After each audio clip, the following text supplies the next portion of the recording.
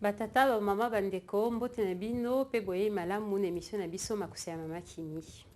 Lelo tokolambela bino recette moko bozalaki ebele bosengaki biso sur internet. Ezali recette ya liboke ya mbika na soso. Toyebi ke na mboka na biso Congo ndenge ya kolamba maboke ezali na ndenge ebele. Toza na ndenge ya Bangala, toza na ndenge ya Bakongo, toza na ndenge ya Baswahili, kasi biso tokolakisa bino ndenge moko ya kolamba ke bato nyonso bakoki kolia. Yango wana tokoleka na ma cuisine, tokolakisa bino biloko nyonso esengeli mpona recette oyo bomeka pa na bino ebotindela biso ba commentaire na bino sur nos pages. Pona elubu na biso donc ya mbika ya liboke ya mbika na soso, tokozwa soso awa nazwi soso ya poids 13 na longoli kingo po eza na mikuwa ebele. Tokati pe tosokoli yango très bien.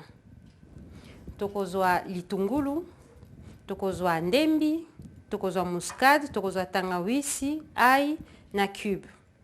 Ba oyo bazali na liboka eza pona kotuta, ba oyo bazana mixeur boniki ba ingrédients oyo nyonso bosangisi boniki yango déjà yango nde tokotia pona ko assaisonner biloko na biso. Tango toniki biloko na biso nyonso ya solo, totia yango na kata soso.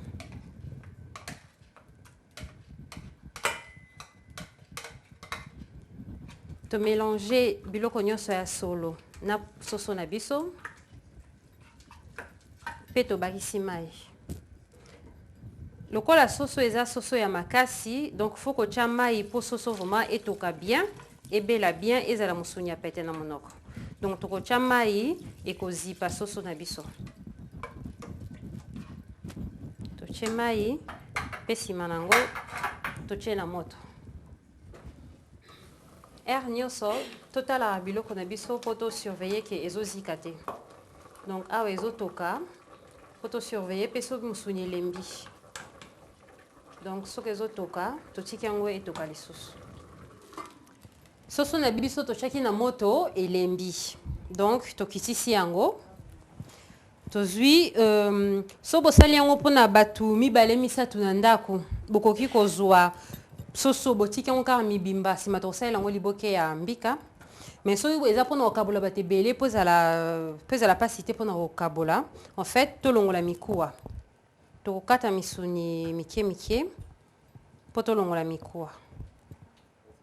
Soki tosisi kokata soso na biso tozwi mbika. Mbika tokozongo kaka ndenge tosombeli yango na magasin eza poussière boye. Tokozwa tozwi mai oyo etokaki na soso po garder goût ya soso na ba épices wana nyonso to mélanger.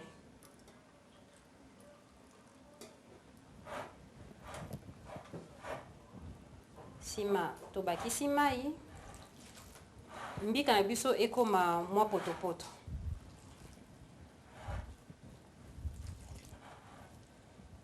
Ezala potopoto makasi te, ezala pe makasi te, mais ezala mwa na ndenge mibale ya mwa kolemba. Bobanga te pona komeka kotala soki mungwa ekoki. Po lokola si totiaki mungwa na mai na biso na mai ya soso. Soki mungwa ekoki te tokobakisa cube.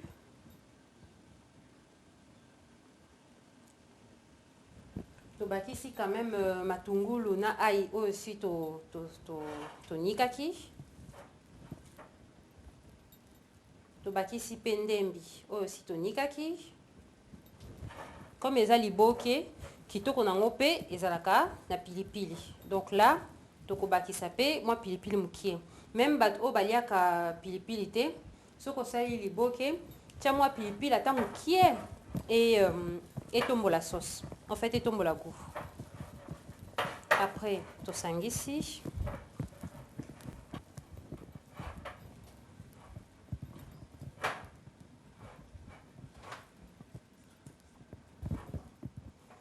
Sima, to zwi soso na biso to kataki mukie, to sangisi yango na mbika na biso. To lingi bien po soso ekota bien na kati. Tant que tosangisi bien, kasi liboko na biso ekomi prêt, tokoki kotyango na makasa. Donc ah ouais, toyeba nani sakanga kwanga.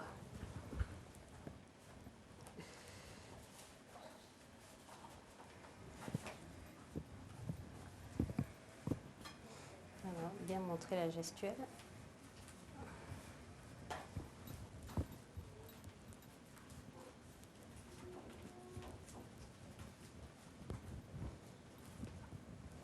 Et puis tokangi na singa po etikala ya okanga.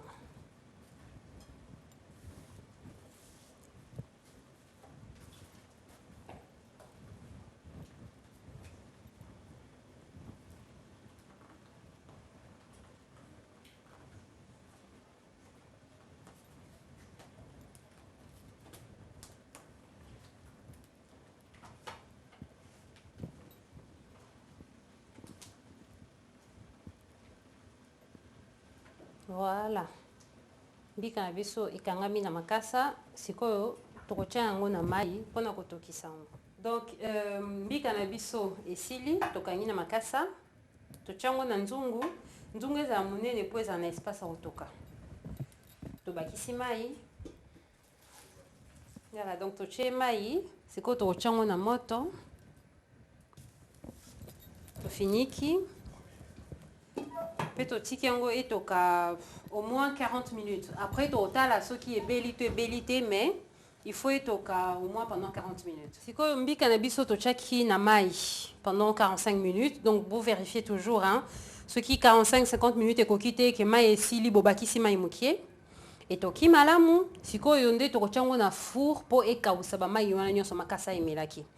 Mais comme makasa na four parce que bat bazana mboka tocharango na lituka na makala. Mais là, na four, en fait, makasa ekanga makana plateau. Donc, tokocha mai pour makasa ezikate na plateau.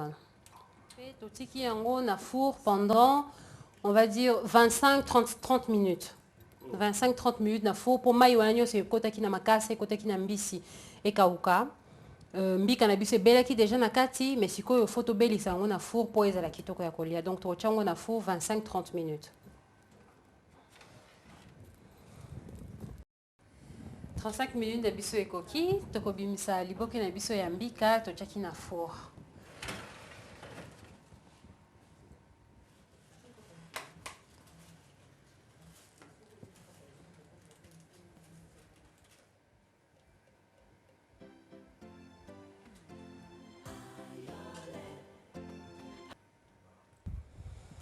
Liboka na biso ya mbika na soso esuki ya pona lelo. Donc boko sala ngo ba présentation ebele, boko liango na kwanga bateke bien sûr, mais na loso na mapa tozalaki na esengo mingi ya koyamba bino lelo. Tokutani mba sima bobo sanate soki bozana ba question, ba remarque, ba commentaire, botinda ngo na site na biso www.toutenlingala.com, to na site na biso mususu www.doama-traiteur.com. Esengi bino merci, pe tokutani mba la sima.